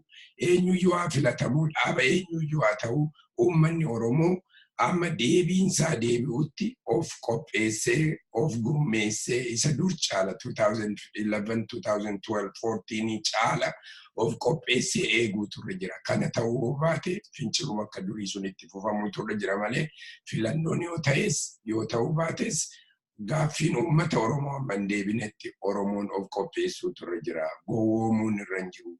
Mootummaan amma jiru kana gaaffii Oromoo yoo deebise waan gaariidha. Yoo deebisuu baate garuu lolaa guddaan heerikeeniyaan akka heerikeenii isaanii dhufaa jira. Hunda isaanii walitti fudhatee deemuun jedha. Kana uummanni Oromoos garuu of eeggachuu turre jira. Akkuma duratti jedhame afaan Oromoo waan dubbataniif waan Oromoodha waan jedhanii achi masaraa keessa waan ta'aniif Oromoodhaaf faayidaa kennaa waan hin jirreef amma kanarratti of eeggachuu turre jira. Mangistuun isaanii Oromoodha ofiin jedheera. Haila Sillaaseenis Oromoodha. Kanaan dura baay'een isaanii Oromoodha. Oromoo ta'uu miti. Garuu Oromoodhaan maaf faayidaa kennaa jiru? Maal hojjechaa jiru kan jedhu sun gaafachuun nurra jiraan jedhan. Obbolaawwan yeroo baay'ee galatoomaa warri dhaggeeffattoonni keenyas haasaawwan amma kakaafne qabxiiwwan amma kakaafne keessaa barnoota guddaa akka argattan ni abdadha. Ani gara fuulduraattis qabxiiwwan kaa'e tokkoon kaafne irratti haasa'uudhaaf qophii ni qabna. Isinis yaada qabaattan yaada keessan nu qooda. Garuu walumaa galatti ani akka gudunfaatti wanni jechuu barbaadu Dr. Abiy outsmarting jedhu warri faranjii competition isaa warra isaa morku gowwoomsuudhaan amma laaffisee naafa taasiseera. Garuu Oromoo naafa taasisuu danda'ayyuu kan jedhu gaafiin innaa hunda ka'uu danda'a. Uummanni bal'aan yoomayyuu ta'u dhimmoota garuu injifannoon silaa guutummaatti gabrummaan hafee guutummaatti silaa argachuudhaa deemnu har'allee laamsha'eera jedhetan ilaala akka kiyyatti. Wani Dr. Abiy gochaa jiru keessa amma Oromoo laaffisuudhaaf namootiin biyya keessa akka hin kakaane gochuudhaaf nama hidhuu nama ajjeesuu jaarsaaf jaartii mana dhaatti ukkaamsuun otoo waa tokkoon ka'in dura darbanii ukkaamsuudhaaf tattaafachuu bira darbanii biyya Arabaarra naanna'ee Sudaan dhaqee namooti achitti hidhaman badiidhaan hidhaman biyya Arabaatti Saawudii yookiin immoo biyya biraatti hidhaman gadhiisisuudhaan biyya alaatti dhageettii argachuudhaaf tattaaffii akka godhu innis immoo public relations isa jedhan kana of miidhagsuudhaaf an dandeettii nan qaba biyya bulchuudhaaf nan qaba namni na jaalataa kunoo biyyaafan dhaabbadhe jechuudhaaf kana socho'aa akka jirudha. Innaa sana laallu karaa biraa immoo akka Obbo Gaashuun duratti ibse uummanni Sudaan sochii godheen gabroonfattuu mootummaa isaanii yookiin immoo abbaa irree sana fuudhee hunda ishii mana dhaatti gennaa galchu Oromoon qabsoo jalqabe sana bakkaan otoo hin gahin dafee Abiyyii fi Lammaa ilaalee gowwoomeera. Egaa gowwummaan sunis immoo ganameera jechuudha. Gowwummaa otoo hin ta'in hin ganame. Kan biraa ajjeesuun mo'amuudha kan jedhu sunis kijiba ta'ee abbaan fedhe dhaaba kamii wajjin adeemu kan jedhu soba ta'ee namni OLF keessa jiru diina ta'ee har'a hidhamaa jira. Murtee du'aatitti gaafatamaa jira. Afaan Oromoo afaan hojii taasifna kan jedhus hin ganame. Finfinneenis qaama Oromiyaa akka hin taane isaanuu gadi bahanii dubbatu. Kabiraa walumaanayyuu Itoophiyaan bittimuu mannaasitu bittima jedhee dhaadachaa akka ture. Filosofii isaa Maddamar jedhan kanas immoo Somaaliyaa, Keeniyaa, Jibuutii kana Eertiraa dabalanii fiduudhaafi dhumarratti walumaana'uu kan baay'ee na ajaa'ibaa jiru. Eertiraan daangaashii cufannaan warri Tigraay Isaayyaas garagalchuudhaaf tattaafatti jedhameef Amma buree keessa bahanii Oromiyaa fi Affaar keessa bahanii dinagdee waliin uumuudhaaf tattaafachaa jiru jechuun Tigraay cinaatti qabanii jechuudha. Walumaa galatti tattaaffiin Abiyyi gochaa jiru tattaaffii Haile Sillaaseen godhe. Eertiraa akka inni federeeshiidhaan hin bulle dhaqee paarlaamaa Eertiraa bittimsee Eertiraa gabrummaa jalatti galchee waggaa 40 uummanni Eertiraa akka lolatee bilisa ba'u kan godhe Haile Sillaaseedha. Malee silaa qaxanaa naannoo gaanfa Afrikaa kana keessatti nagaan hin bu'ee silaa dagaaginni dinagdee ammaatti hin guddataa ture. Ammas Abiyyi kanuma gochaa jira. Walumaa galatti tifoozoowwan Abiyyi dhiiga lammii keessanii gannama. Dubartii dhiiga cobsaa manadhaa keessa jirtu beela Baalee fi naannoo biraa keessa jiru ajjechaa fi dhama kana ilaalaati tifoozummaa keessan dhugaadhaaf Oromoodhaaf bilisummaadhaaf godha. Egaa dhaamsi koo kanuma ulfaadhaa galatooma nagaatti bula. Asirratti ilaalan amma Abiyyiitu Oromoo outsmartii godhe kan jedhurra Gimboot sabintu Abiyyi outsmartii godhe yoo jenne irra wayyaadha. Maaliif waan isaanii hojiirra oolchaafii jira.